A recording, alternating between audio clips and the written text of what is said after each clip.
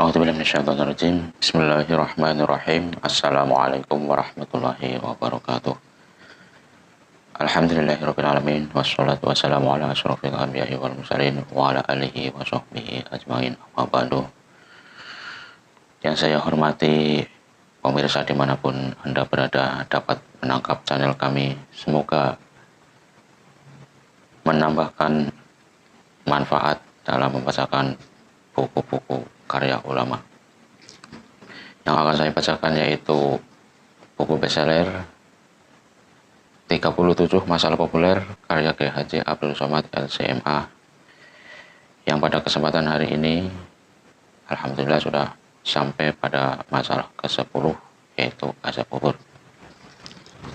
Alhamdulillah, kita panjatkan puja dan puji syukur kehadirat Allah Subhanahu wa taala yang telah memberikan berbagai banyak kenikmatan, nikmat iman, Islam, beribadah, dan kesempatan yang baik ini. Salawat dan salam kita haturkan kepada junjungan Nabi Agung Muhammad Sallallahu Alaihi Wasallam yang telah memberikan jalan terang penerang untuk umatnya, dan semoga kita dapatkan syafaatnya nanti pada hari kiamat. Allahumma amin. Untuk meneruskan pembacaan yaitu hadis-hadis azab kubur dari Abdullah bin Abbas. Ia berkata, Rasulullah Shallallahu Alaihi Wasallam melewati dua kubur. Beliau bersabda, kedua penghuni kubur ini diazab. Mereka diazab bukan karena dosa besar. Salah satu dari mereka tidak menutup ketika buang air kecil. Salah satu dari mereka berjalan membawa ucapan orang lain, gosip. Kemudian Rasulullah Shallallahu Alaihi Wasallam sambil mengambil satu pelepah kurma yang basah. Ingat, pelepah kurma yang basah. Lalu membaginya menjadi dua bagian. Kemudian menanamkan dan dua bagian tersebut ke dua makam itu. Para sahabat bertanya, "Wahai Rasulullah, mengapa engkau melakukan ini?" Rasulullah Shallallahu Alaihi Wasallam menjawab, "Semoga azab keduanya diringankan selama pelepah ini masih basah." Pelepah kurma masih basah. Hadis riwayat Al-Bukhari dan Muslim. Hadis kedua yaitu ketika Rasulullah Shallallahu Alaihi Wasallam melewati kebun Bani Najjar, beliau menunggang bigal lebih besar dari keledai, lebih kecil dari kuda. Kami para sahabat bersama beliau, tiba-tiba bigal itu liar, nyaris membuat Rasulullah Shallallahu Alaihi Wasallam jatuh. Ada 6 atau 5 atau 4 kubur. Demikian dinyatakan Al-Jurairi. Rasulullah Shallallahu Alaihi Wasallam bertanya, "Siapakah yang mengenal kubur? Siapakah ini?" Seorang laki-laki menjawab, "Saya." Rasulullah Shallallahu Alaihi Wasallam bertanya, "Bilakah mereka meninggal dunia?" Laki-laki itu menjawab, "Mereka mati dalam keadaan musyrik." Rasulullah Shallallahu Alaihi Wasallam berkata, "Umat ini disiksa di dalam kubur mereka. Kalaulah bukan karena kamu akan takut dikubur, pastilah aku berdoa kepada Allah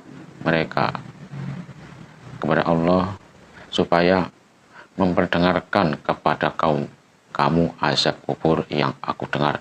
Kemudian Rasulullah Shallallahu Alaihi Wasallam menghadap kami seraya berkata, "Mohonkanlah perlindungan kepada Allah Subhanahu wa taala dari azab neraka." Kami ucapkan, "Kami berlindung kepada Allah dari azab neraka." Rasulullah Shallallahu Alaihi Wasallam berkata, "Mohonkanlah perlindungan kepada Allah dari azab kubur." Kami ucapkan, "Kami berlindung kepada Allah dari azab kubur." Rasulullah Shallallahu Alaihi Wasallam berkata, "Mohonkanlah perlindungan kepada Allah dari azab yang tampak dan yang tak tampak." Mereka mengucapkan, "Kami berlindung kepada Allah dari azab yang terlihat dan tidak terlihat." Rasulullah Shallallahu Alaihi Wasallam berkata, "Mohonkanlah perlindungan dari azab Dajjal. Mereka mengucapkan, kami berlindung kepada Allah dari azab Dajjal. Hadis riwayat Muslim. Hadis ketiga, apabila salah seorang kamu selesai dari tasyahud akhir, maka mohonkanlah perlindungan kepada Allah dari 4 perkara, dari azab jahanam, dari azab kubur, dari azab hidup dan mati, dan dari azab al-masih Dajjal. Hadis keempat, dari Abu Ayyub, ia berkata, Rasulullah Shallallahu Alaihi Wasallam keluar ketika matahari telah tenggelam. Rasulullah Shallallahu Alaihi Wasallam mendengar suatu suara. Beliau berkata, ada orang Yahudi yang disiksa di kuburnya.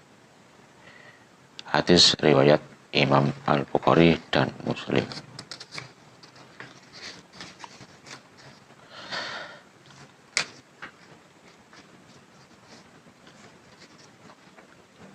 Hadis kelima, dari Aisyah, ia berkata, 2 orang perempuan tua Yahudi kota Madinah menemui Aisyah seraya berkata, sesungguhnya penghuni kubur diazab di dalam kubur mereka.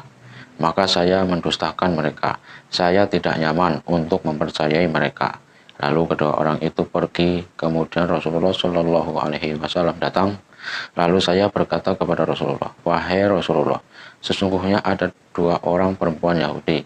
Saya sebutkan hal itu kepada Rasulullah Shallallahu Alaihi Wasallam. Beliau bersabda, kedua perempuan Yahudi itu benar, penghuni kubur diazab di dalam kubur. Azab mereka dapat didengar semua hewan. Saya tidak pernah melihat Rasulullah Shallallahu Alaihi Wasallam selesai salat melainkan memohon perlindungan dari azab kubur. Hadis riwayat Al-Bukhari dan Muslim. Setelah melihat dalil dan dari Al-Quran dan hadis dan pendapat para ulama di atas, maka tidak ada alasan untuk menolak azab kubur, karena azab kubur adalah masalah yang disepakati para ulama Ahlussunnah wal Jamaah. Alhamdulillah, demikianlah pembacaan azab kubur masalah ke-10 sudah selesai, dan kita sambung pada kesempatan yang lain masalah ke-11, talqin mayit. Untuk pembahasan talqin mayit pada lain kesempatan. Terima kasih, selamat melaksanakan ibadah puasa di penghujung bulan Ramadan ini. Semoga kita mendapatkan malam Lailatul Qadar dan mendapatkan ampunan, hidayah, dan kekuatan iman dan Islam. Untuk pemirsa semuanya yang baik dan budiman menemukan channel saya ini, mohon doanya dengan subscribe, karena subscribe alhamdulillah untuk memberikan semangat kepada saya untuk membuat dan membaca buku-buku karya para ulama dan yang lainnya. Sekian, terima kasih. Ada kata-kata dalam membaca kurang sesuai dengan buku, karena itu kekurangan saya. Saya ucapkan akhirul kalam, wabillahi taufiq wal hidayah. Wassalamualaikum warahmatullahi wabarakatuh.